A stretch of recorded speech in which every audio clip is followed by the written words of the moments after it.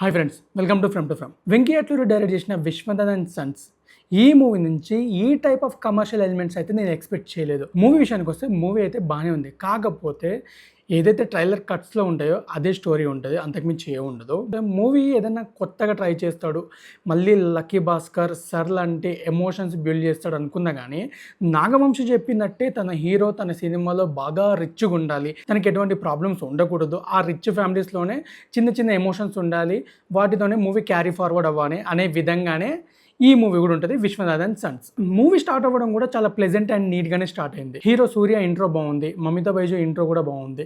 Movie అలా మెల్లమెల్లగా పోయే కొద్దీ ఓకే, ఒక మంచి మూవీ కాన్సెప్ట్ మూవీ చూస్తున్న ఫీల్ వచ్చింది, ఒక డీసెంట్ ప్లెజెంట్ ఫిల్మోగ్రఫీ చూస్తున్న ఫీల్ వచ్చింది, మంచి బ్యాక్గ్రౌండ్ స్కోర్ ఉంది, అంత బాగుంది. కానీ తేడా ఎక్కడ కొట్టిందిరా అంటే ఎప్పుడైతే హీరోయిన్ టచ్ చేసిన తర్వాత ఫైట్ వస్తుందో, ఫైట్ తర్వాత ఏమంటే సాంగ్ వస్తుందో అక్కడ కమర్షియల్ ఎలిమెంట్ వస్తుంది.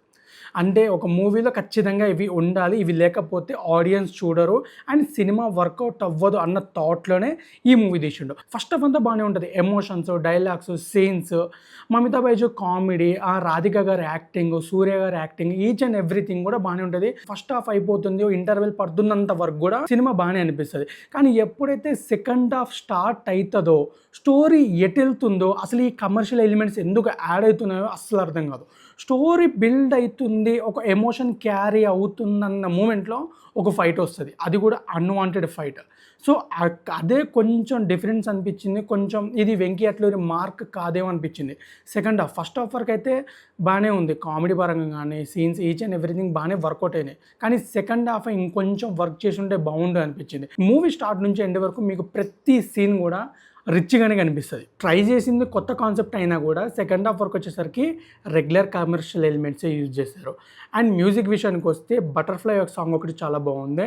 అండ్ హీరో సూర్య కొడుకు ఉంటాడు, ఆ కొడుకు ఇంట్రో ఇచ్చినప్పుడు బ్యాక్గ్రౌండ్ స్కోరు, అబ్బాయికి ఒక సాంగ్ ఉంటుంది, అది చాలా బాగుంది. రిమైనింగ్ సాంగ్స్ మీద ఎక్కువ వర్క్ చేయలేదు. అండ్ ఇది పర్ఫెక్ట్ వెంకీ అట్లూరి మూవీనా అంటే నాకైతే అంత అనిపించలేదు థియేటర్ నుంచి బయటకు వచ్చిన తర్వాత. క్లైమాక్స్ కాసేపు ఎమోషన్ కోసం ఈ మూవీ ఎంత నడిపించినట్టు అనిపిస్తుంది. కాకపోతే ఓకే, వన్ టైం వాచబుల్ అయితే చూడొచ్చు, ఫ్యామిలీస్కి బాగానే నచ్చుతుంది.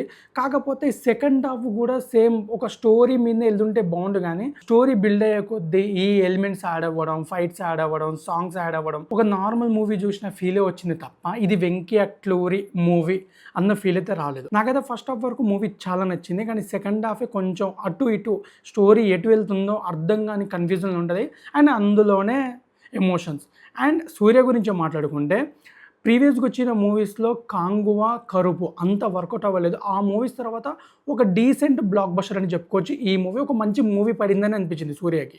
అండ్ మమితా బైజు ఈ మూవీకి చాలా మెయిన్. ఆ అమ్మాయి లేకుంటే కనుక మూవీ నథింగ్. ఎందుకంటే మూవీ మొత్తం ఓన్లీ అమ్మాయి పర్ఫార్మెన్స్ మీదే డిపెండ్ అయి ఉంటుంది. అండ్ రాధిక గారు సూర్య వాళ్ళ మదర్గా యాక్ట్ చేసింది, ఆమె చాలా బాగా చేసింది. రాధిక అండ్ మమితా బైజు వీళ్ళిద్దరూ స్టార్ట్ నుంచి ఫస్ట్ హాఫ్ వరకు చాలా మంచి కామెడీ బిల్డ్ చేశారు అండ్ ఎమోషన్స్ పరంగా కూడా. అండ్ సూర్య గారు యాక్టింగ్ స్టార్ట్ నుంచి ఎండ్ వరకు కూడా ఆయన ఏ విధంగా అయితే యాక్ట్ చేస్తాడో ఆ విధంగానే యాక్ట్ చేసిండు. అండ్ వాళ్ళ అమ్మ చనిపోయిన తర్వాత యాక్టింగ్ ఉంటుంది, అది చాలా బాగా అనిపించింది, ఏడుపు వచ్చేస్తుంది లిటరలీ. అండ్ మమితా బైజు కూడా తను ప్రేమల నుంచి ఇప్పటిదాకా బాగానే హ్యాండిల్ చేసుకుంటూ వచ్చింది ఇచ్చిన ప్రతి పర్ఫార్మెన్స్లో కూడా.